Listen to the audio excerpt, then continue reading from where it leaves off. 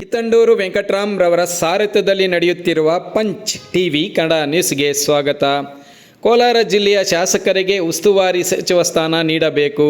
Mulbagal MLA Samruddhi Manjunath ಒತ್ತಾಯ. ಕೋಲಾರ ಜಿಲ್ಲಾ ಪಂಚಾಯಿತಿ ಕಚೇರಿ ಸಭಾಂಗಣದಲ್ಲಿ ಎಂಪಿ ಎಂ ಮಲ್ಲೇಶ್ ಬಾಬುರವರ ನೇತೃತ್ವದಲ್ಲಿ ದಿಶಾ ವಿಶೇಷ ಅಧಿಕಾರಿಗಳ ಸಭೆಯನ್ನು ಏರ್ಪಡಿಸಲಾಗಿತ್ತು. ಇನ್ನು ಈ ವಿಶೇಷ ಸಭೆಯಲ್ಲಿ Srinivaspur MLA GK Venkateshwara Reddy, Kolar MLA doctor Kothur Manjunath, Mulbagal MLA Samruddhi Manjunath, MLC Anil Kumar, ಜಿಲ್ಲಾಧಿಕಾರಿ ಡಾಕ್ಟರ್ ಎಂಆರ್ ರವಿ, ಕೋಲಾರ ಮತ್ತು ಕೆಜಿಎಫ್ ಕ್ಷೇತ್ರದ ಎಸ್ಪಿ ಅಧಿಕಾರಿಗಳು ಮುಂತಾದವರು ಈ ಕಾರ್ಯಕ್ರಮದಲ್ಲಿ ಭಾಗವಹಿಸಿದ್ದರು. Kittandur Venkatram, Panch TV news, Kolar. ಅನೇಕ ಸಂದರ್ಭಗಳಲ್ಲಿ ನಾವು ಮಾರ್ಕೆಟ್ಗೆ ವಿಸಿಟ್ ಮಾಡಿದ್ದೇವೆ, ಮೀಟಿಂಗ್ಗಳು ಮಾಡಿದ್ದೇವೆ. ಅವರ ಇವಾಗ ಬೆಲೆ ಕಡಿಮೆ ಆದರೆ ನಾವು ಸಂಬಂಧಪಟ್ಟವ್ರನ್ನ ಕಾಂಟ್ಯಾಕ್ಟ್ ಮಾಡಿ ಸೆಂಟ್ರಲ್ ಗೌರ್ಮೆಂಟು, ಸ್ಟೇಟ್ ಗೌರ್ಮೆಂಟು ಎಲ್ಲ ಲಾಸ್ಟ್ ಇಯರ್ ಯಾವ ಟೈಪ್ ಮಾಡಿದ್ರು ಅದಕ್ಕಿಂತ ಹೆಚ್ಚಿನ ರೀತಿಯಲ್ಲಿ ಮಾಡೋದಕ್ಕೆ ನಾವು ಜಾಗೃತಿ ವಹಿಸ್ತೇವೆ.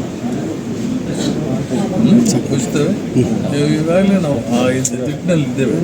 ಮತ್ತು ಮೊನ್ನೆ ಎಲ್ಲೆಲ್ಲಿ ಕ್ರಾಪ್ ಡ್ಯಾಮೇಜ್ ಆಗಿದೆ, ಎಲ್ಲಿ ಮೊನ್ನೆ ಮಳೆ ಬೆಳೆ ಇದಕ್ಕೆ ಗಾಳಿ ಆಲಿಕಲ್ಲು ಬಿದ್ದಿದೆ, ಅದಕ್ಕೆಲ್ಲ ಕೂಡ ಆದಷ್ಟು ಬೇಗ ಕಾಂಪೆನ್ಸೇಷನ್ ಕೊಡಬೇಕು ಅಂತ ಇವಾಗಲೂ ಕೂಡ ನಾವು ಡಿಮ್ಯಾಂಡ್ ಮಾಡಿದ್ವಿ.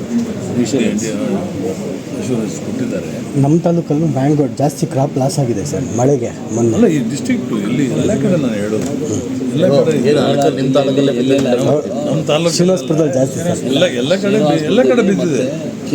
ಅಲ್ಲ, ಎಲ್ಲ ಕಡೆ ಬಿದ್ದಿದೆ, ಅಲ್ಲಿ ಬಿದ್ದಿದೆ. ಅವ್ರು ಹೇಳ್ತಾ ಇದ್ರಲ್ಲ ಡ್ಯಾಮೇಜ್ ಇಷ್ಟಾಗಿದೆ ಅಂತ ಡೆಪ್ಯೂಟಿ ಮಿನಿಸ್ಟರ್. ಮತ್ತು ಆಗ್ತಾ ಇದೆ, ರೈತರಿಗೆ ಯಾವತ್ತೂ ತೊಂದರೆಗಳೇ ಯಾವತ್ತೂ ಕೂಡ ಸರಿಯಾಗಿ ಅಧಿಕಾರಿಗಳು ಕೆಲವು ಡಿಪಾರ್ಟ್ಮೆಂಟ್ ತುಂಬ ನಮಗೆ ಇವನು ಸರ್ಕಾರದ ಅಡಿಯಲ್ಲಿ ಕೆಲಸ ಮಾಡ್ತಿದ್ದಾರೆ. ಅದರ ಕಾಂಗ್ರೆಸ್ ಏಜೆಂಟ್ಸ್ ಅಂದ್ಕೊಂಡ್ಬಿಟ್ಟಿದ್ದಾರೆ ಕೆಲವು ಅಧಿಕಾರಿಗಳು. ಕಾಂಗ್ರೆಸ್ ಸರ್ಕಾರ ಇದೆ ಬಿಡು, JDS ಸರ್ಕಾರ, BJP ಸರ್ಕಾರ ಇಲ್ಲ ಅಂತ.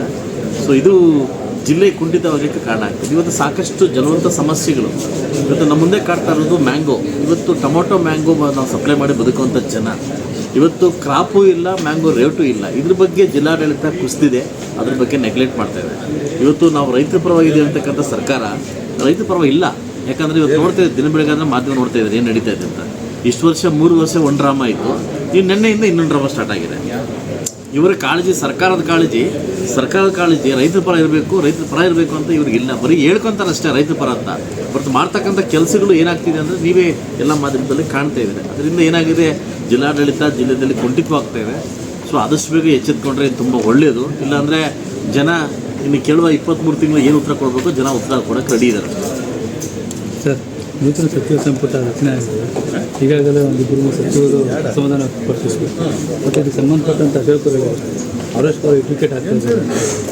ಇಲ್ಲ, ಮೊನ್ನೆ ನೀವು ನೋಡಿರ್ಬೋದು, ಯಾರು ನಮ್ಮ IPL ಅಲ್ಲಿ ಒಬ್ಬ ಮ್ಯಾಚ್ ನೋಡ್ಬೇಕಾದ್ರೆ ವಿಕೆಟ್ ಆದ್ರೆ ಯಾರು ಸಾಯಿ ಸುದರ್ಶನ್, ಅವ್ನು ಬ್ಯಾಟ್ ತೊಗೊಂಡು ಅವನು ವಿಕೆಟ್ ಹೊಡ್ಕೊಂಡ. ಇವತ್ತು ಪರಿಸ್ಥಿತಿ ಏನಾಗಿದೆ ಅಂತಂದರೆ ಕಾಂಗ್ರೆಸ್ ಸರ್ಕಾರ ಇವತ್ತು ಅಥವಾ ನಾಳೆ ಇನ್ನೊಂದು ವಿಕೆಟ್ ಬೀಳ್ತಾರೆ KH ಮುನಿಯಪ್ಪವ್ರದ್ದು. ಅವ್ರದ್ದು ಒಂದು ಅಸಮಾಧಾನಕಾರದ ಹೊರಗಾಗ್ತಾ ಇದ್ದಾರೆ ಅದೆಲ್ಲ. ಸೊ ಅದರಿಂದ ಎಲ್ಲೋ ಒಂದು ಕಡೆ ಈ ಕಾಂಗ್ರೆಸ್ ಸರ್ಕಾರದಲ್ಲಿ ಸೀನಿಯರ್ ಪರ್ಸನ್ಸ್ಗೆ ಎಲ್ಲೋ ಒಂದು ಅವಮಾನ ನಡೀತಾ ಇದೆ ಅಂತ ಎದ್ದು ಕಾಣಿಸ್ತಾ ಇದೆ. ಈಗಾಗಲೇ ಹೊರ ಹಾಕಿದ್ದಾರೆ ರಾಮಲಿಂಗೌಡ ಸಾಹೇಬರು, ಹೊರ ಹಾಕಿದ್ದಾರೆ. ನನಗೆಲ್ಲೋ ನನ್ನ ಸ್ವಾಭಿಮಾನ ಧಕ್ಕೆ ಆಗ್ತಾ ಇದೆ, ಅದರಿಂದ ನಾನು ಮುಂದುವರಿಲಿಕ್ಕೆ ಸಾಧ್ಯ ಆಗ್ತಾ ಇಲ್ಲ ಅಂತ ಆಗ್ತಾ ಇದೆ. ಸೊ ಆದಷ್ಟು ಬೇಗ ಎಚ್ಚೆತ್ಕೊಂತಾರೆ ಅಂತ ಕಾಣ್ತಾ ಇದೆ. ಅದೇನೋ ಅದೃಷ್ಟನೋ ದುರದೃಷ್ಟ ಗೊತ್ತಿಲ್ಲ. ನಮ್ಮ DK ಶಿವಕುಮಾರ್ ಅವರು ನಮ್ಮ CM ಆಗಿದ ತಕ್ಷಣ ಇವತ್ತು ಈ ಒಂದು ಅಗ್ನಿ ಪರೀಕ್ಷೆ ನಡೀತದೆ. ಆದಷ್ಟು ಬೇಗ ಎಚ್ಚೆತ್ಕೊಂತಾರೆ ಅನ್ನೋದು ಕಾಣ್ತಾ ಇದೆ. ಇಲ್ಲ ಅಂದರೆ ವಿಕೆಟ್ ಮೇಲೆ ಉಳ್ತಾ ಹೋಗ್ತಾ ಇರ್ತದೆ. ಸೊ ಅದರಿಂದ ನಾವು ಇಷ್ಟೇ ಕೇಳೋದು, KH ಮುನಿಯಪ್ಪನವ್ರಿಗೆ ತಾನೇ ಒಂದು ನನಗೆ ಮಾಧ್ಯಮದವ್ರೊಂದು ಪ್ರಶ್ನೆ ಕೇಳೋದು ಅವಾಗಲೇ. ಯಾಕಂದರೆ 7 ಸರಿ 35 ವರ್ಷ ನಿಮಗೆ ಜಿಲ್ಲೆಯಲ್ಲಿ ಎತ್ಕೊಂಡು ಮೆರೆದಿದ್ದಾರೆ. 2 ಸರಿ 10 ವರ್ಷ ನಿಮ್ಮನ್ನು ಮಿನಿಸ್ಟ್ರಾಗಿ ಮಾಡಿದ್ದಾರೆ. ಆದರೆ ನೀವು ಪಕ್ಕದ ಜಿಲ್ಲೆಯಲ್ಲಿ ಹೋಗ್ಬಿಟ್ಟು ನೀವು ಏನಾಗ್ತಿದೆ, ನಿಮ್ಮ ಬಗ್ಗೆ ಆಗ್ತಕ್ಕಂಥ ಒಂದಿದೆ. ಯಾಕಂದರೆ ಉಸ್ತುವಾರಿ ಸಚಿವರಾಗಿ ಇವತ್ತು ಜಿಲ್ಲೆ ಒಡನಾಟ ಬಗ್ಗೆ ಗೊತ್ತಿರ್ತಕ್ಕಂಥ ನೀವು ಕೋಲಾರ ಜಿಲ್ಲೆ ನೀವು ಉಸ್ತುವಾರಿ ಸಚಿವರಾದರೆ ಕೋಲಾರ ಜಿಲ್ಲೆಗೆಲ್ಲೋ ಒಂದು ನ್ಯಾಯ ಕೊಟ್ಟಂಗೆ ಆಗ್ತದೆ. ಕೋಲಾರ ಜಿಲ್ಲೆ ಬಗ್ಗೆ ಮಿಡಿತ ಗೊತ್ತಿರ್ತಕ್ಕಂಥ ವ್ಯಕ್ತಿಗಳು ನೀವು. ಸೊ ಅದರಿಂದ ನಾನು ಸರ್ಕಾರಕ್ಕೆ ಮತ್ತು CMಗೆ ಮನವಿ ಮಾಡೋದು ಅಂತಂದರೆ ಕೋಲಾರ ಜಿಲ್ಲೆ ಬಗ್ಗೆ ಗೊತ್ತಿರ್ತಕ್ಕಂಥ ಸಚಿವರಿಗೆ, ಈಗಾಗಲೇ ಈ ಜಿಲ್ಲೆ ಬಗ್ಗೆ ಗೊತ್ತಿರ್ತಕ್ಕಂಥ ಸಚಿವರು ಮಾಡಿದ್ರೆ ಎಲ್ಲೋ ಒಂದು ಅಭಿವೃದ್ಧಿಗೆ ಶಾಸಕನ ಸಚಿವರು ಮಾಡಿದ್ರೆ ಜಗಳ ಇಲ್ಲ ಈಗ ಜಗಳ ಇಲ್ವಾ? ಅಲ್ಲ ಈಗ ಜಗಳ ಇಲ್ವಾ? ಈಗ ಏನಾಗಿದೆ? ಈಗ ಡ್ರಾಮಾ ಇಲ್ವಾ? ಈಗ ಜಗಳ ಜಾಸ್ತಿ ಆಗಿದೆಯಲ್ಲ. ಸೊ ಅಂದ್ರೆ ನಾನು ಹೇಳ್ತಕ್ಕಂಥದ್ದು ಏನಂದರೆ ನಮ್ಮ ಕೋಲಾರ ಜಿಲ್ಲೆ ನಾಡು ಮಿಡಿತ ಗೊತ್ತಿರ್ತಕ್ಕಂಥ ವ್ಯಕ್ತಿಯ ಸಚಿವರಾಗಿ ಮಾಡಿದ್ರೆ ಬಹುಶಃ ಎಲ್ಲೋ ಒಂದು ಕಡೆ ಕೋಲಾರ ಜಿಲ್ಲೆ ಅಭಿವೃದ್ಧಿಗೆ ಕಾರಣ ಆಗ್ತದೆ ಅಂತ ನನ್ನ ಒಬ್ಬ ಶಾಸಕನಾಗಿ ಮನವಿ. ಎಲ್ಲೋ ಗೊತ್ತಿಲ್ಲದೆ ಜಿಲ್ಲೆ ಗೊತ್ತಿಲ್ಲದೆ ತಂದು ಇಲ್ಲಿ ಹಾಕ್ಬಿಟ್ರೆ ಏನಾಗುತ್ತೆ ಅದು ಒನ್ ವೇ ರಾಜಕೀಯ ಆಗ್ಬಿಡುತ್ತೆ. ಒನ್ ವೇ ರಾಜಕೀಯ ಇದು ಇಷ್ಟು ವರ್ಷ ಆಗಿದ್ದು ತಾನೆ ಒನ್ ವೇ ರಾಜಕೀಯ ಅದಲ್ಲ. ಅವ್ರಿಗೆ ಇಷ್ಟ ಬಂದಂಗೆ ಎಲ್ಲ ಮಾಡ್ಕೊಂಡು ಹೋಗ್ಬಿಡ್ತಾರೆ. ಅದರಿಂದ ಕೋಲಾರ ಜಿಲ್ಲೆನ ಶಾಸಕರಿಗೆ ಈಗ 4 ಜನ ಶಾಸಕರಿರ್ತಾರೆ, ಒಳ್ಳೆ ಎಬಿಲಿಟಿ ಇರ್ತಕ್ಕಂಥ ಶಾಸಕರು. ಅದನ್ನು ಒಬ್ಬರನ್ನ ಸಚಿವರಾಗಿ ಮಾಡಿದ್ರೆ ಬಹುಶಃ ನನ್ನ ಕೋಲಾರ ಜಿಲ್ಲೆಗೆ ನೀವು ನ್ಯಾಯ ಕೊಟ್ಟಂಗೆ ಆಗುತ್ತೆ ಅನ್ನೋದು ನನ್ನ ಮನವಿ. ಸರ್, DK ಶಿವಕುಮಾರ್ ಒಂದು ಹೇಳಿದ್ದಾರೆ, ಅಂದರೆ CM ಆಗಿದ್ದ ತಕ್ಷಣ ಸುಮಾರು ಯುವಕರಿಗೆ 56,000 ಜನ ಯುವಕರಿಗೆ ಇದು ನೇಮಕಾತಿ ಮಾಡ್ತೀವಿ ಅಂತ ಹೇಳಿದ್ರೆ ಸಾಧ್ಯ ಕಾರ್ಯರೂಪಕ್ಕೆ ಬರಬೇಕಲ್ಲ ಸರ್. ಹೇಳೋದೊಂದು ಮಾಡೋದೊಂದು ಅವ್ರ ಕಷ್ಟ ಆಗ್ತದೆ. ಕಾರ್ಯರೂಪಕ್ಕೆ ಬರಬೇಕಲ್ಲ ಸರ್. ಇನ್ನು 23 ತಿಂಗಳು ಅನುಮೋದನೆ ಆಗಿ ಪ್ರಸ್ತಾವನೆ ಆಗಿ ಅನುಮೋದನೆಗೆ ಬರಬೇಕಲ್ಲ ಸರ್. ಅದು ಬಂದರೆ ಥರ ಆಗೋದು. ಬಹುಶಃ ಏನಾದರೂ ಬಂದರೆ ನೆಕ್ಸ್ಟ್ NDA ಸರ್ಕಾರದಲ್ಲೇ ಆಗ್ಬೋದು. ಇದು ಈ ಸರ್ಕಾರದಲ್ಲಿ ಸಾಧ್ಯ ಇಲ್ಲ ಅಂತ ನನ್ನ ವಾದ. ಮಾಡಿದ್ದಾರೆ ಅಲ್ಲ ಹೆಂಗಿದೆ ಅಂತಂದರೆ ನಿನ್ನೆ ನೋಡಿದೆ ನಾನು ಎಷ್ಟು ಖಡಕ್ಕಾಗಿ ವಾರ್ನಿಂಗ್ ಕೊಡ್ತಾ ಇದ್ದಾರೆ ಅಂತಂದರೆ ನನ್ನ ಹಿಂದೆ ಯಾರು ಕೂರಬಾರ್ದು, ಎಲ್ಲ ರೋಡಿಗಳು ಮಟ್ಟ ಹಾಕಬೇಕು, ಪೊಲೀಸ್ ಇಲಾಖೆ ಮಟ್ಟ ಹಾಕಬೇಕು. ಯಾಕೆ ನಾನು ಕೇಳ್ತೀನಿ, ಮುಖ್ಯಮಂತ್ರಿ ಕೇಳ್ತೀನಿ, ಯಾಕೆ 3 ವರ್ಷ ಕಾಣಿಸಿಲ್ವ ಇವೆಲ್ಲ?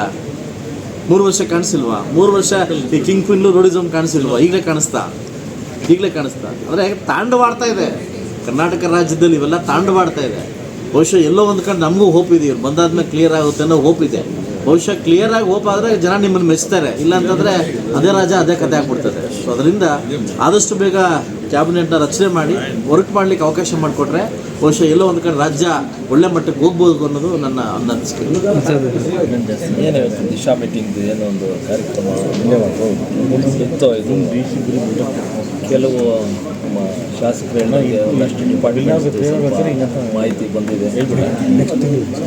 ಏನು ಮೈನಿಂಗು ಮತ್ತು ಹೆಲ್ತ್ ಒಂದು ಸರ ಏನು ಬೇಕು ಅಂದಿದ್ದು ಆ ಮಾಹಿತಿ ಬಂದಿದೆ. ಬಟ್ ಮೈನಿಂಗಲ್ಲಿ ನಾವು ಅವ್ರು ಏನು ಹೇಳಿದಾರೋ ಅದ್ರದ್ದು ಭಾಳ ಇದಿದೆ. ಏನು ಅಫಿಷಿಯಲ್ಸ್ ಎಷ್ಟು ಬರಬೇಕು, ಮೇನ್ ಅಫಿಷಿಯಲ್ಸ್ ಯಾರಿದ್ದಾರೋ ಅವರೇ ಇರಲ್ಲ. ಶಾಸಕರು,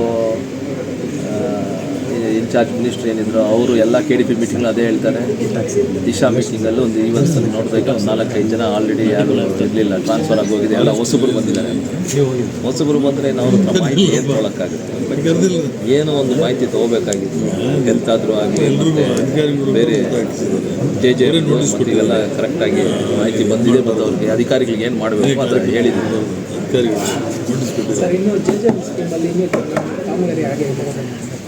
JJMದು ಏನಾಗಿದೆ ಅಂದರೆ 19 ಕೋಟಿ ಏನು ರಿಲೀಸ್ ಆಗಿದೆ ಅದು ಮಾರ್ಚಲ್ಲೆಲ್ಲ ರಿಲೀಸ್ ಮಾಡಿದ್ದಾರೆ. ಮತ್ತು ಇವಾಗ 74 ಕೋಟಿ ಏನು ಸೆಂಟ್ರಲ್ ಫಂಡ್ಸ್ ಬರ್ತಾ ಇದೆ. ಅದರಲ್ಲಿ ಈ ಸತಿ ನಾವು ಏನು ಹೇಳಿದ್ದೀವಿ ಅಂದರೆ JJM ಮುಂದೆ ಎಲ್ಲ ಕಾಂಟ್ರಾಕ್ಟರ್ಸ್ಗೂ ಏನು ಕೆಲಸ ಮಾಡಿದಾರೋ ಆ ಏನು AWSು ಶಾಸಕರ ಜೊತೆ ಕೂತ್ಕೊಂಡು ಎಲ್ಲೆಲ್ಲಿ ರಿಕ್ವೈರ್ಮೆಂಟ್ ಇದೆಯೋ ಫಸ್ಟಲ್ಲಿ ಇದು ಕೊಡಿ ಅಂತ ಹೇಳಿದ್ವಿ. ಅದ್ರ ಬಗ್ಗೆ ಅವರು ಕರೆಕ್ಟಾಗಿ ಕೂತ್ಕೊಂಡು ಮಾಹಿತಿ ತೊಗೊಂಡು ಆ ಪೇಮೆಂಟ್ಸ್ ಮಾಡಬೇಕಾಗುತ್ತೆ. ಏನು 74 ಕೋಟಿ